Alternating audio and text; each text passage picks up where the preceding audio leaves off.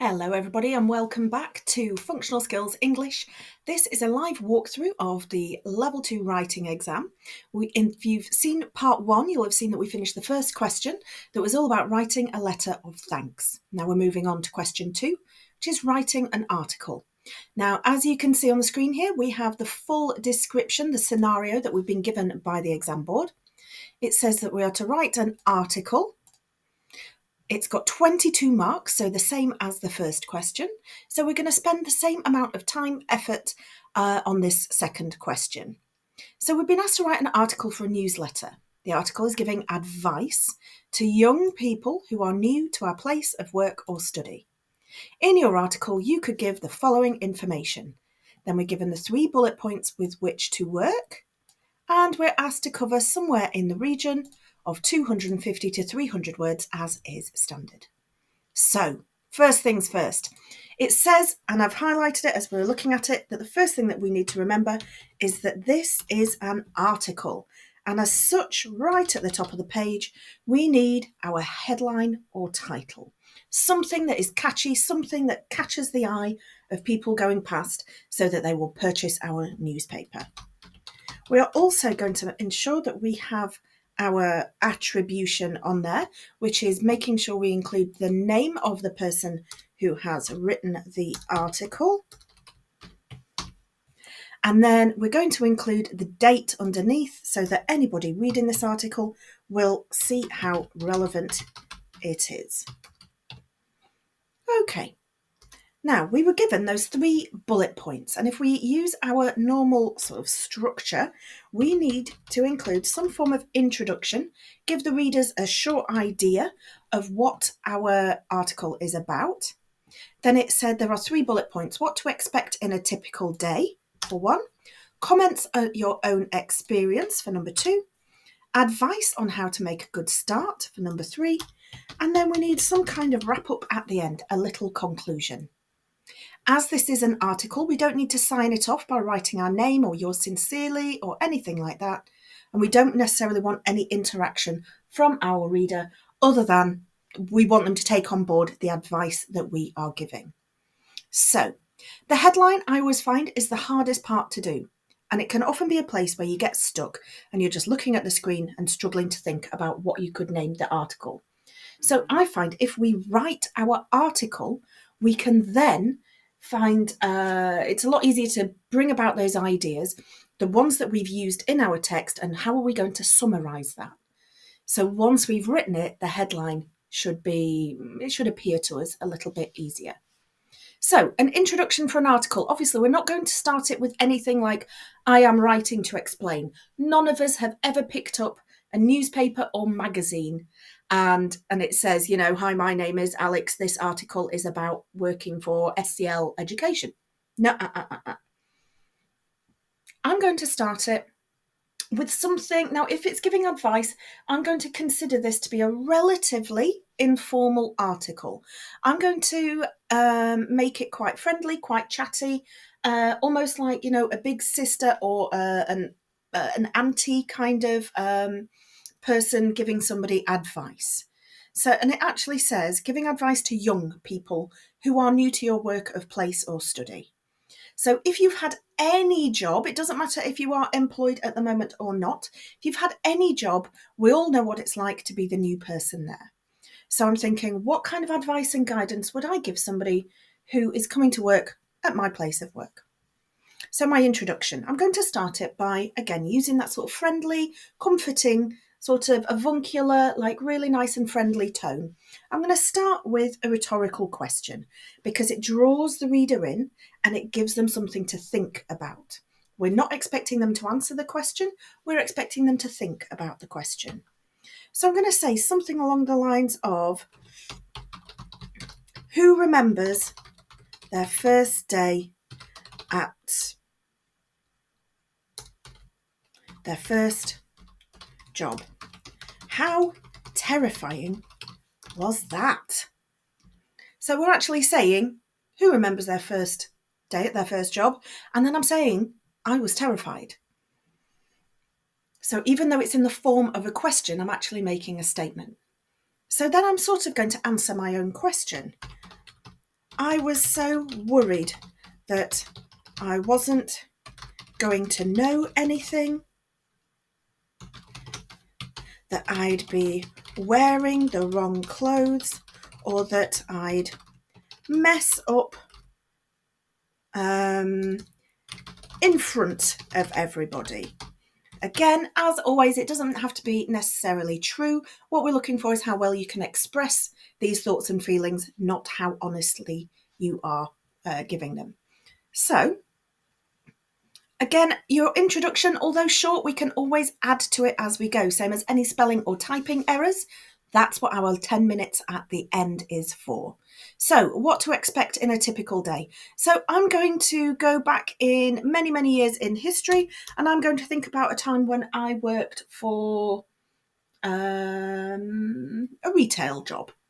Go for something that a lot of us have got experience of. So, my first day in the Rotherham branch of, let's just think of the name of a shop, let's say HMV. My first day in the Rotherham branch of HMV was brilliant. Now, admittedly, I've said that I'd possibly be scared. It says what to expect in a typical day. My first day itself wasn't very typical of the job, as I mainly went through all of the training and onboarding procedures. After that first day, I hit the ground running.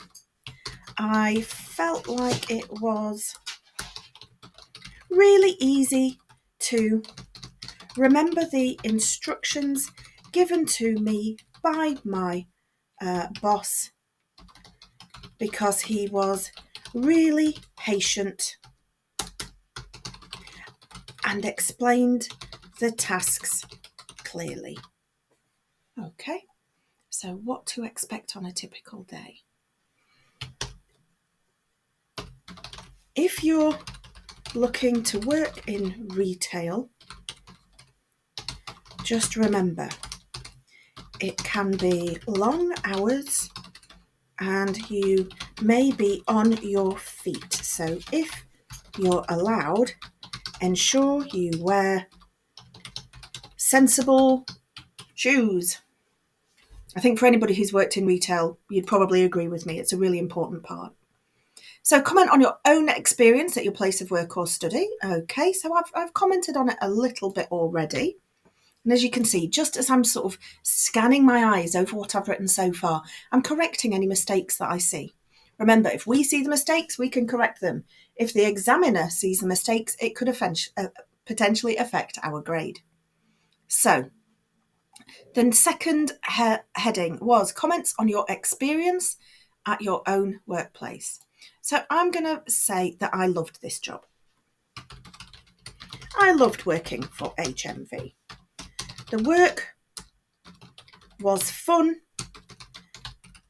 My colleagues were amazing, and the staff discount really meant that my DVD collection could expand a lot faster than normal. I think most of my wages went back into products from HMV. Again, anybody who's worked in retail, we all know what that's like. So what advice would I give someone to make a good start? If you want to start strong, ensure you are ready for anything and everything. Wear something suitable. You probably have been given a staff handbook which gives you an idea what to wear, or even a staff uniform.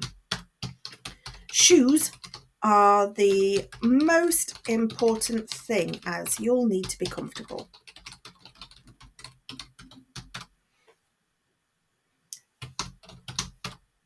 Treat everyone, staff and customers, with respect, and you should go far. If you don't know the answer to a customer query, be honest, but find out the answer for them.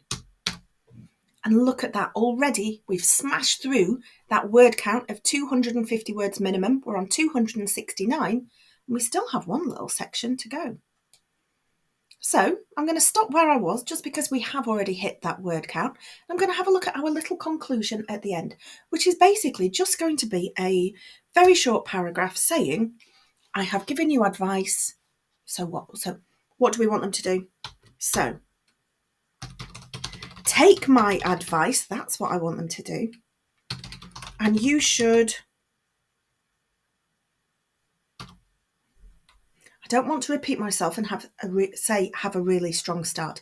So take my advice and you should go far in the industry. There we go. So if this was the real exam and I was doing question 1 and then I've just finished question 2, this is the point where I would go back and check everything on question 1 with slightly fresher eyes. So that's where we look at the format. Does the document look like it should? Have we checked our spelling, punctuation and grammar? Have we read our text back from word to word? Because it's often that our heads and our hands don't work at the same speed. So we need to ensure that what's written down is what we want it to say, not necessarily what our fingers have typed. So go through, spend some time checking that. Then we come back to this second one. Now already, if I scroll up to the top, remember the first thing we talked about was the headline. Okay, so I'm going to put my headline something like comfortable shoes